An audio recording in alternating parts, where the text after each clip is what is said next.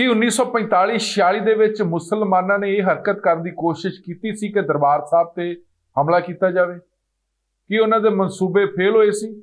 ਤੇ ਕੀ ਸ਼੍ਰੋਮਣੀ ਗੁਰਦੁਆਰਾ ਪ੍ਰਬੰਧਕ ਕਮੇਟੀ ਜਾਂ ਉਸ ਸਮੇਂ ਸ੍ਰੀ ਦਰਬਾਰ ਸਾਹਿਬ ਦੇ ਪ੍ਰਬੰਧਕਾਂ ਨੇ ਬੀਜੇਪੀ ਜਾਂ ਆਰਐਸਐਸ ਨੂੰ ਅਪੀਲ ਕੀਤੀ ਸੀ? ਉਸ ਅਪੀਲ ਤੇ ਕੀ ਫਿਰ ਆਰਐਸਐਸ ਦੇ 200-300 ਬੰਦੇ ਇਕੱਠੇ ਹੋ ਕੇ ਸ੍ਰੀ ਦਰਬਾਰ ਸਾਹਿਬ ਦੀ ਸੁਰੱਖਿਆ ਕਰਨ ਪੁੱਜੇ ਸਨ?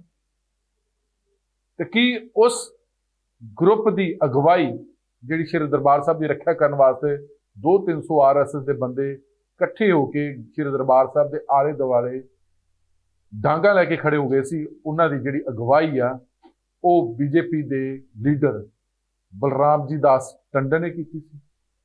ਅੱਜ ਸਿਆਸੀ ਕਿੱਸੇ ਵਿੱਚ ਅਜਿਹਾ ਹੀ ਕਿੱਸਾ ਅਸੀਂ ਤੁਹਾਡੇ ਨਾਲ ਸਾਂਝਾ ਕਰਾਂਗੇ ਕਿ ਆਖਰ ਇਸ ਸਿਆਸੀ ਕਿੱਸੇ ਦੀ ਸੱਚਾਈ ਕੀ ਆ।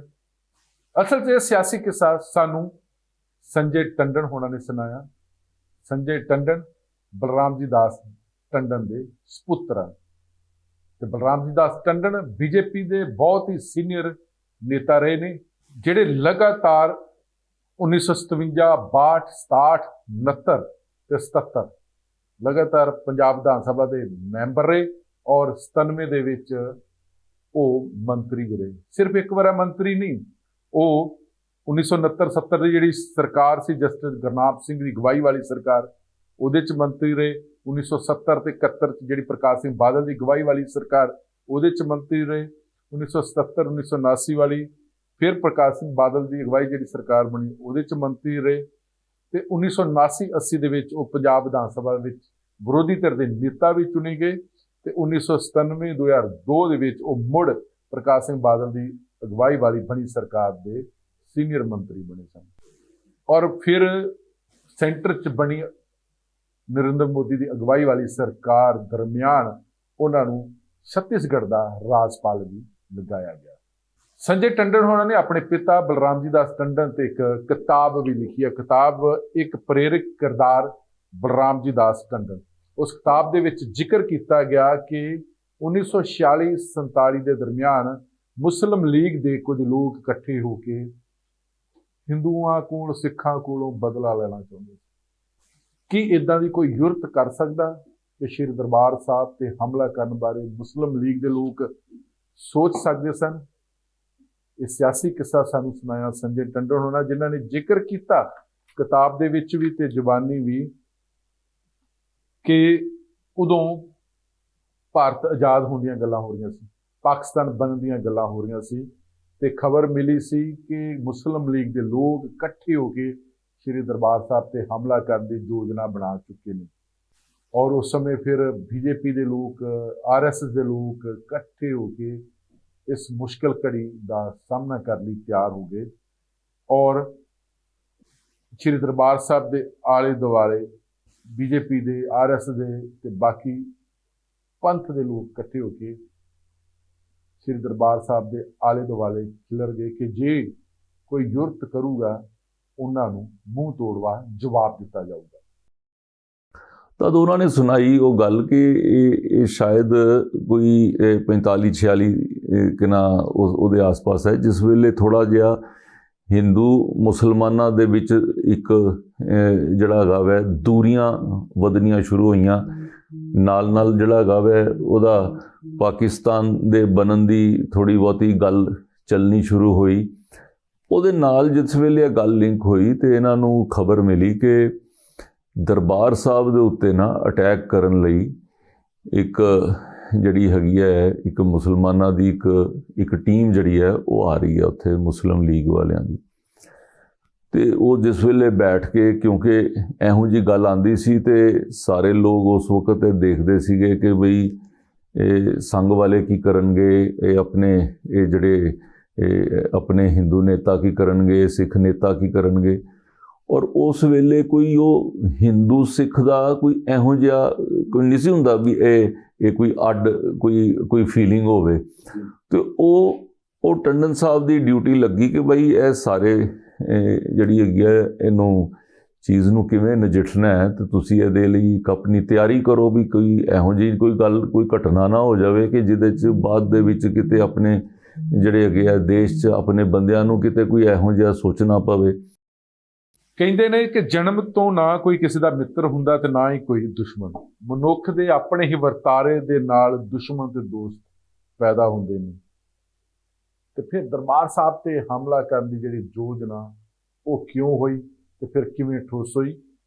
ਤੇ ਸੰਜੇ ਟੰਡਨ ਦੱਸਦੇ ਨੇ ਕਿ ਬਲਰਾਮ ਜੀ ਦਾਸ ਟੰਡਨ ਦੀ ਅਗਵਾਈ 'ਚ 200-300 ਲੋਕ ਇਕੱਠੇ ਕੀਤੇ ਗਏ ਜਿਹੜੇ ਸਿੱਧੇ ਰੂਪ ਦੇ ਵਿੱਚ ਬੀਜੇਪੀ ਤੇ ਆਰਐਸਐਸ ਦੇ ਨਾਲ ਜੁੜੇ ਸਨ।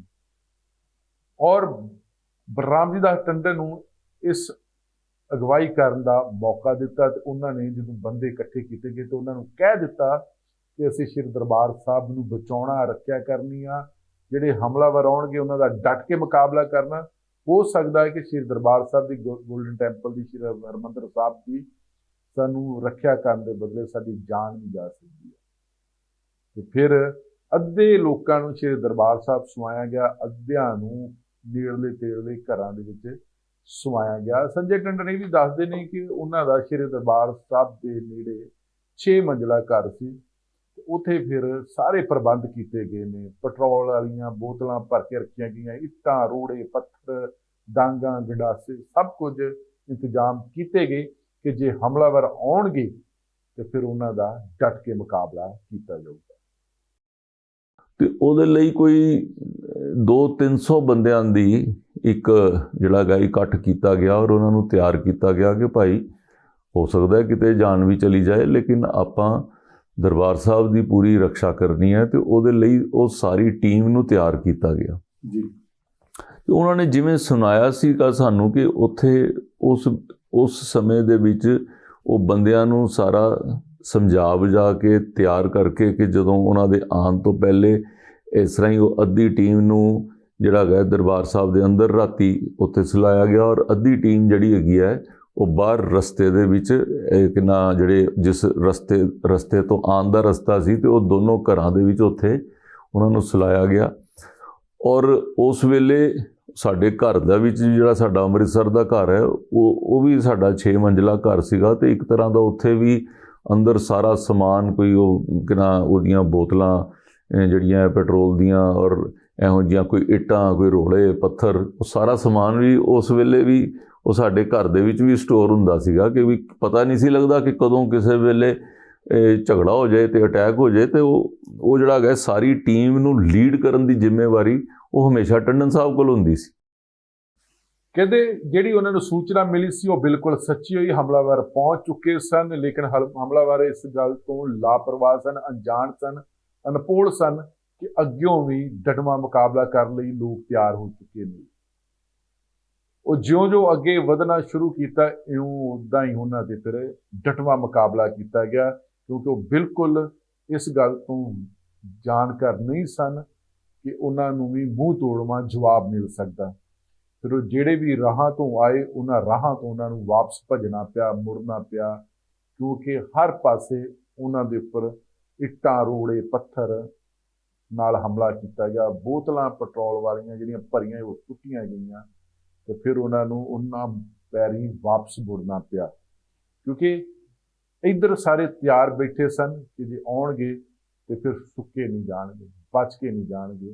ਤੇ ਫਿਰ ਜਿਹੜੇ ਹਮਲਾਵਰ ਆਏ ਸੀ ਉਹਨਾਂ ਨੂੰ ਫਿਰ ਬਿਰੰਗ ਮੁੜਨਾ ਪਿਆ। ਤੇ ਉਸ ਚੱਕਰ ਦੇ ਵਿੱਚ ਫਿਰ ਜਿਸ ਵੇਲੇ ਉੱਥੇ ਉਹਨਾਂ ਨੇ ਉਹ ਟੀਮ ਨੂੰ ਟ੍ਰੇਨਡ ਕਰਕੇ ਉੱਥੇ ਉਹ ਕੀਤਾ ਤੇ ਉਸ ਦਿਨ ਜਿਹੜਾ ਦਿਨ ਉਹਨਾਂ ਨੇ ਰੱਖਿਆ ਦਾ ਸੀਗਾ, ਉਸ ਦਿਨ ਉੱਥੋਂ ਕੋਈ ਕਾਫੀ ਲੋਕ ਜਿਹੜੇ ਹੈਗੇ ਆ ਮੁਸਲਿਮ ਲੀਗ ਦੇ ਆਏ। ਉਹ ਜਿਸ ਵੇਲੇ ਆਏ ਤੇ ਉਸ ਸੜਕ ਤੋਂ ਉਸ ਜਿਹੜੀ ਏਰੀਆ ਤੋਂ ਲੰਘ ਰਹੇ ਸੀਗੇ ਤੇ ਦੋਨੋਂ ਪਾਸਿਓਂ ਉਹਨਾਂ ਨੂੰ ਰੋੜੇ, ਪੱਥਰ ਤੇ ਬੋਤਲਾਂ ਜਿਸ ਵੇਲੇ ਉਹਨਾਂ ਉੱਤੇ ਪਈਆਂ ਤੇ ਉਹ ਉਸ ਵੇਲੇ ਇੱਕਦਮ ਘਬਰਾ ਕੇ ਉਹ ਟੀਮ ਜਿਹੜੀ ਹੈਗੀ ਹੈ ਕਿ ਉਹ ਕਿਉਂਕਿ ਉਹ ਪ੍ਰੀਪੇਅਰਡ ਨਹੀਂ ਸੀ ਹੈਗੇ ਕਿ ਸਾਡੇ ਨਾਲ ਕੋਈ ਇਹੋ ਜਿਹੀ ਗੱਲ ਵੀ ਹੋ ਸਕਦੀ ਹੈ ਜੀ।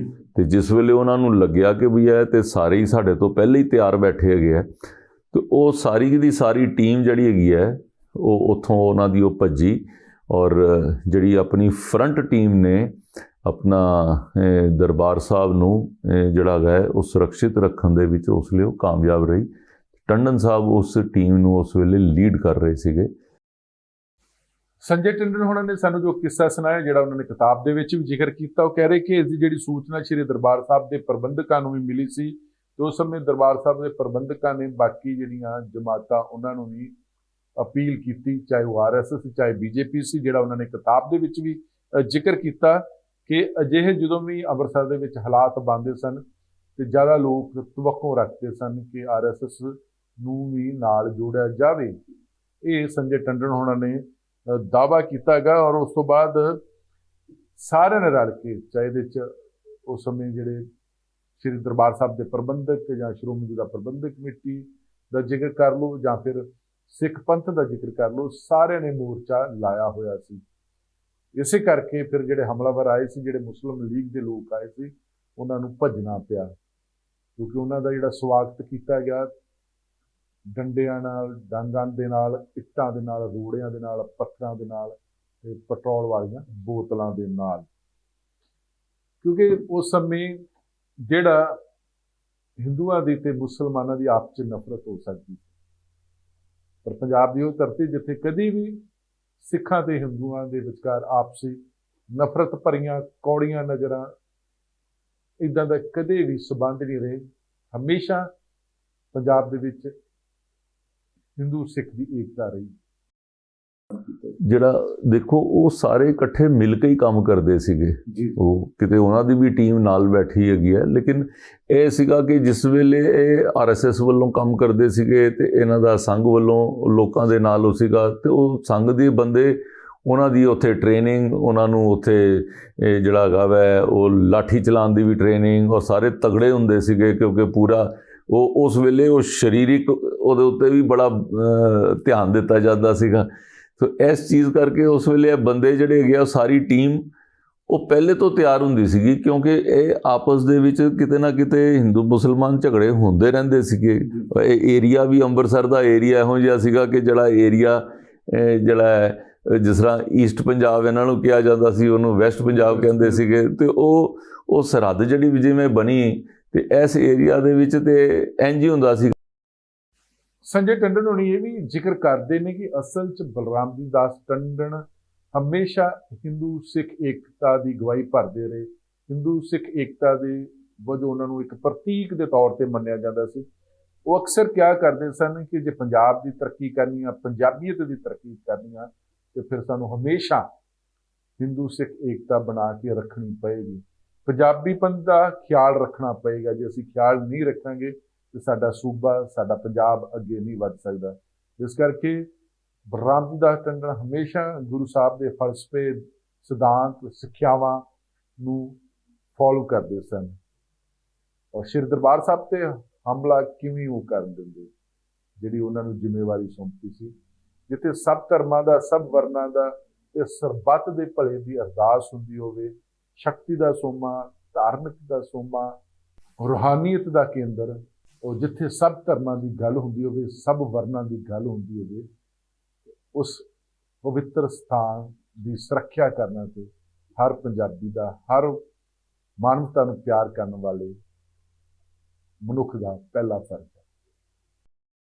ਇਹ ਕਿੱਸਾ ਇੱਕ ਬੜਾ ਉਹਨਾਂ ਦੇ ਦਿਲ ਦੇ ਕਰੀਬ ਰਿਹਾ ਕਿਉਂਕਿ ਹਮੇਸ਼ਾ ਟੰਡਨ ਸਾਹਿਬ ਨੇ ਹਿੰਦੂ ਸਿੱਖ ਏਕਤਾ ਵਾਸਤੇ ਕੰਮ ਕਰਦੇ ਰਹੇ ਔਰ ਉਹਨਾਂ ਦਾ ਮੰਨਣਾ ਸੀਗਾ ਕਿ ਪੰਜਾਬ ਦੀ ਤਰੱਕੀ ਜਿਹੜੀ ਹੈ ਉਹ ਉਸ ਹਿੰਦੂ ਸਿੱਖ ਏਕਤਾ ਦੇ ਵਿੱਚ ਹੀ ਤਰੱਕੀ ਹੈ, ਪੰਜਾਬੀਅਤ ਦੇ ਵਿੱਚ ਤਰੱਕੀ ਹੈ। ਪੰਜਾਬੀ ਜਿਹੜਾ ਹੈਗਾ ਉਹ ਪੰਨ ਜਿਹੜਾ ਹੈਗਾ ਉਹਦਾ ਜੇ ਤੁਸੀਂ ਖਿਆਲ ਰੱਖੋਗੇ ਤੇ ਪੰਜਾਬੀ ਜਿਹੜਾ ਸੂਬਾ ਜਿਹੜਾ ਹੈਗਾ ਨਾ ਉਹ ਸਾਡਾ ਅੱਗੇ ਵੱਧ ਸਕਦਾ ਹੈ। ਜੇ ਤੁਸੀਂ ਇਹਨੂੰ ਹਿੰਦੂ ਸਿੱਖ ਦਾ ਅਗਰ ਮੁੱਦਾ ਬਣਾ ਲਓਗੇ ਤੇ ਇਹ ਇਸ ਤਰ੍ਹਾਂ ਨਹੀਂ ਵੱਧ ਸਕਦਾ। ਉਹਦੇ ਕਰਕੇ ਜੋ ਗੁਰੂਆਂ ਦੇ ਉਹਨਾਂ ਦੇ ਵੱਲ ਟੰਡਨ ਸਾਹਿਬ ਦੀ ਹਮੇਸ਼ਾ ਬਹੁਤ ਹੀ ਪਿਆਰ, ਇੱਜ਼ਤ, सम्मान ਰਿਹਾ ਹੈ। ਜਿੰਨੇ ਵੀ ਆਪਣੇ ਗੁਰਦੁਆਰਾ ਸਾਹਿਬ ਰਹੇ ਨੇ, ਸਾਨੂੰ ਵੀ ਅਸੀਂ ਜਦ ਪੈਦਾ ਹੋਏ ਤੇ ਬਚਪਨ ਦੇ ਵਿੱਚ ਜਿਹੜਾ ਹੈ ਅਸੀਂ ਜਾ ਕੇ ਦਰਬਾਰ ਸਾਹਿਬ ਤੇ ਇੰਜ ਬੈਠ ਜਾਂਦੇ ਸੀਗੇ। ਲਾਜ਼ਮੀ ਤੌਰ ਤੇ ਸਿਆਸੀ ਕਿੱਸਾ ਤੁਹਾਨੂੰ ਜ਼ਰੂਰ ਪਸੰਦ ਆਇਆ ਹੋਊਗਾ। ਭਲਕੇ ਇੱਕ ਨਵਾਂ ਸਿਆਸੀ ਕਿੱਸਾ ਲੈ ਕੇ ਹਾਜ਼ਰ ਹੋਵਾਂਗੇ ਕਿ ਕੀ ਜਥੇਦਾਰ ਗੁਰਚਰਨ ਸਿੰਘ ਟੌਹੜਾ ਨੇ 1997 ਚ ਬਣੀ ਸ਼੍ਰੋਮਣੀ ਅਕਾਲੀ ਦਲ ਭਾਰਤੀ ਜਨਤਾ ਪਾਰਟੀ ਸਾਂਝੀ ਸਰਕਾਰ ਵੇਲੇ ਬੀਜੇਪੀ ਦੇ ਵੱਡੇ ਲੀਡਰ ਨੂੰ ਮਿਲ ਕੇ ਕਿਹਾ ਸੀ ਕਿ ਸਾਡਾ ਸਾਥ ਦਿਓ, ਪ੍ਰਕਾਸ਼ ਸਿੰਘ ਬਾਦਲ ਨੂੰ ਮੁੱਖ ਮੰਤਰੀ ਤੋਂ ਹਟਾਇਆ ਜਾਵੇ। ਇਹ ਪੂਰਾ ਸਿਆਸੀ ਕਿੱਸਾ ਸੁਣਨ ਵਾਸਤੇ, ਦੇਖਣ ਵਾਸਤੇ ਇਸੇ ਤਰ੍ਹਾਂ ਦੇਖਦੇ ਰਹੋ ABC ਪੰਜਾਬ। ਤੁਹਾਡਾ ਬਹੁਤ ਬਹੁਤ ਸ਼ੁਕਰੀਆ।